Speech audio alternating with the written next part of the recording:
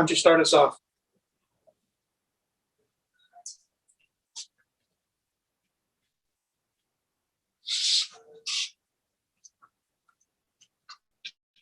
You're on mute.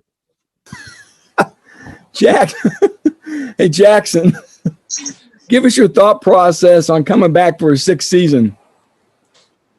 Really, the thought process kind of started back when I first injured my shoulder in camp last year. Coach Brom kind of extended that to me because we didn't know how quick I'd come back. I had a little bit sooner than a lot of people expected, but just because it was like a shortened season, didn't really get the best, ending to, a collegiate career. And I knew there was a lot of opportunity coming back next year. So that was some of the things that led to making that decision. And what will be your role on the team this year? I'm just about doing everything, a little bit in the kick return game. Playing a big role inside the offense in the slot, a little bit in the backfield, but hopefully I can make a big impact on special teams as well, even though the role on offense has increased. So I'm really looking forward to that. How much are you a leader or coach on the field? It always feels like I've been here for 10 years. So every once in a while I find myself just talking to the young guys, talking to Dion, talking to TJ. And just like TJ said, just being able to learn from one another. You really learn a lot when you sit back and just watch other guys work. And I've really taken that. Hey, Coach Shepard calls you his security blanket. He called you his Snuggie. Did your teammates have any nickname for you at all? Graybeard, Gramps, the wise one, Yoda? David Bell, he always makes fun of me for being here for so long, but it's okay. I remember when David was on his recruiting visit, and now he's probably going to be leaving just when I'm leaving. So that's where we're at. Who are the receivers during your recruiting visit? The guys that I came in with? Oh, the guys when you were visiting is 2015. Oh, Cameron Posey, Bilal Marshall. My brother just left. Dominique Young, D'Angelo Yancey. It was we had a good lineup. Last man standing, aren't you? Hey, is there anything you can still get better at physically as a receiver in any one area of your game? Coach Shepard talks about being physical off the line, getting in and out of breaks, always catching with your hands. Is there anything personally that you're trying to hone in your craft to get better at as a wideout? Really just kind of getting in and out of breaks a little bit faster. That's one big thing. Like you said, being physical, especially off the line of scrimmage. We play a lot of physical teams this year, so that's something we really want to focus on.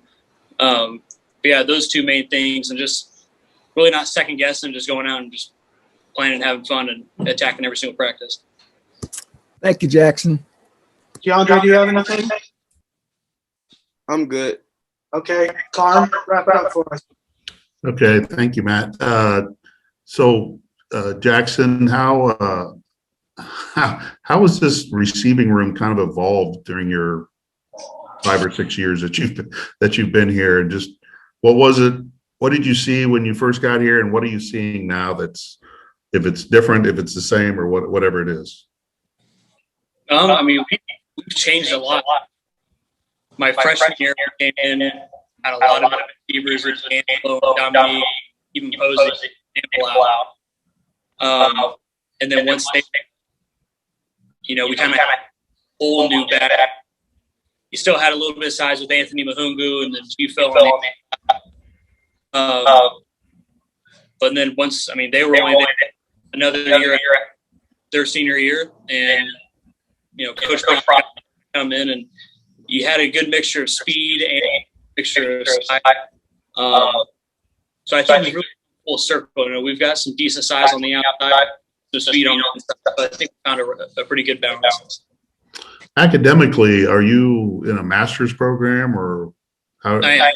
Okay, what's the area of study? Technology, leadership, and innovation. Okay.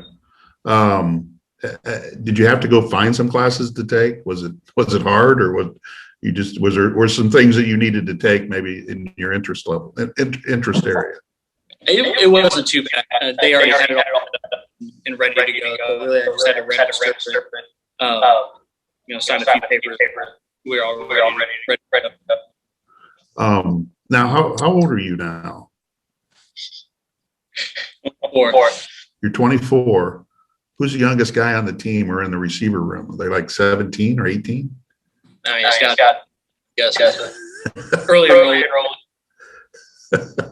So you're 7 years older than the youngest guy in your room.